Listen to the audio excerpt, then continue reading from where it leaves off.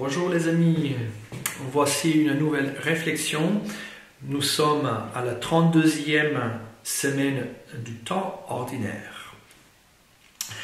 Alors, commençons notre réflexion par la première lecture, qui est une lecture qui raconte la mort, la persécution de toute une famille de 7 frères qui sont martyrisés à cause de leur foi en Dieu, à cause de leur obéissance à Dieu et à sa loi.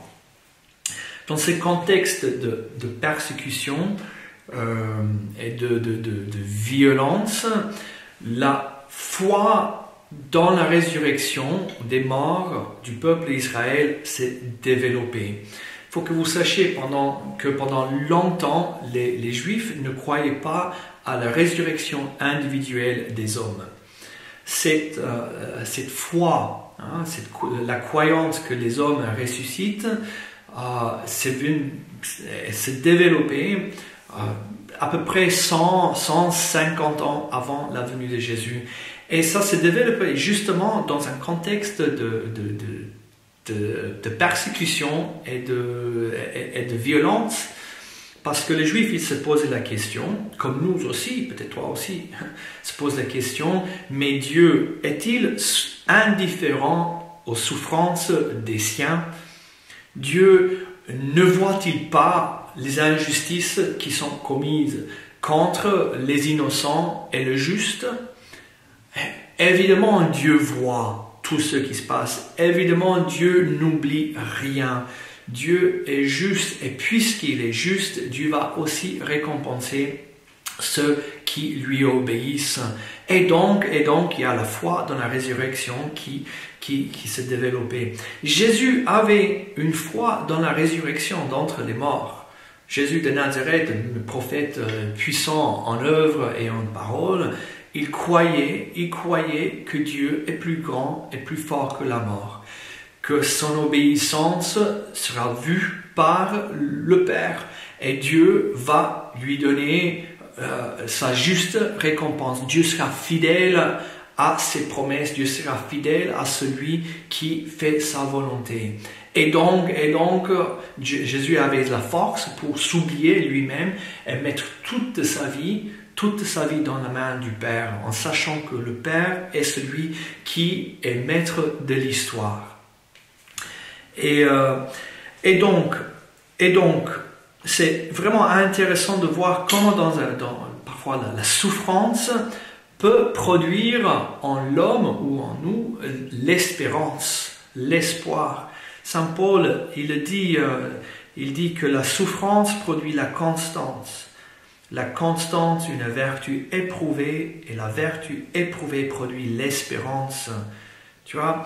Et donc ce peuple qui a dû passer par le crible de la souffrance, de la persécution, c'est grâce à ces souffrances-là que son espoir en Dieu a augmenté, sa foi en Dieu a grandi.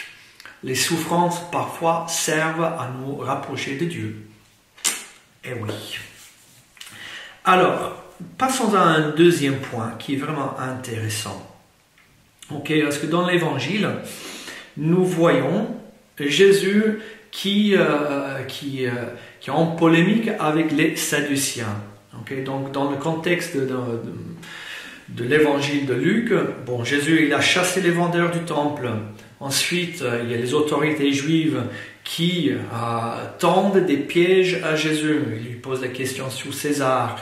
Il lui pose des questions sur payer les impôts. Ici, il pose la question sur la résurrection des morts. Donc, c'est un contexte conflictuel. Et donc, les adversaires de Jésus, ils essayent de lui tendre un piège, encore une fois. Et c'est vraiment intéressant de voir comment Jésus répond aux pièges qui sont tendus par ses adversaires. Jésus répond par la parole de Dieu. Jésus, il répond à leurs questions, à leurs pièges, en utilisant la parole de Dieu. ses raisonnements, son argument, sa manière de voir et de réfléchir est inspiré, est appuyé, est inspiré par la parole de Dieu et appuyé sur la parole de Dieu.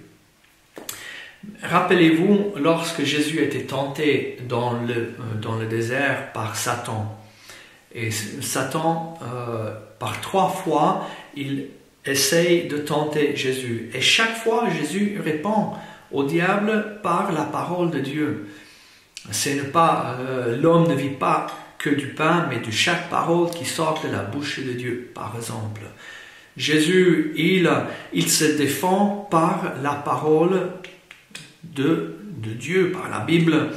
Lorsque voilà, dans ce contexte ici, ses ennemis essayent de le faire tomber, Jésus, il réfléchit à partir des textes sacrés. Lorsque Jésus sera crucifié, et lorsqu'il sera pendu sur une croix, et donc attaqué par des pensées de désespoir, lorsque son corps est dans une souffrance vraiment atroce, même là, Jésus, il se protège, il se défend, il se fortifie en récitant la parole de Dieu, le psaume. Mon Dieu, pourquoi m'as-tu abandonné? C'est le commencement d'un long psaume que Jésus est en train de raconter, de réciter.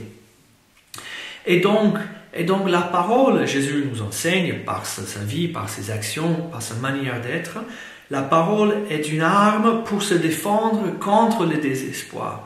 La parole est un bouclier pour se protéger contre les mensonges de l'ennemi.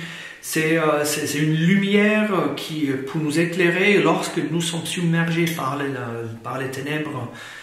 La parole de Dieu est le vêtement que nous sommes appelés à nous vêtir, justement pour nous armer, pour nous habiller, pour que nous puissions entrer dans la mentalité de Dieu. Alors, dernière pensée, à la question sur la résurrection des morts que les Sadduciens posent à Jésus. Jésus dit une chose qui est très belle. Il dit que notre Dieu, le Dieu d'Israël, le Dieu dans lequel nous croyons, est un Dieu des vivants, pas des morts, mais des vivants. C'est le Dieu d'Abraham, d'Isaac et de Jacob. C'est un Dieu qui est personnel, c'est un Dieu qui s'attache à des personnes, à des gens avec un nom, à des gens avec une histoire. Dieu s'attache à Abraham, il s'attache à Isaac, il s'attache à Jacob. Dieu s'attache à toi et à moi, il est notre Dieu. Et c'est justement dans ce lien personnel, ce lien affectif, dans cette relation personnelle, où se situe notre vie ici-bas et notre vie dans l'au-delà. Dieu s'est attaché à nous. Dieu est un Dieu d'alliance qui se fait proche. Et donc, puisqu'il se fait proche, que nous soyons dans la joie ou dans la tristesse, que nous soyons dans la santé ou la maladie, que nous soyons dans la paix ou dans la persécution, Dieu reste notre Dieu. Et il veut que nous vivions parce que c'est un Dieu de vie. Que Dieu vous bénisse.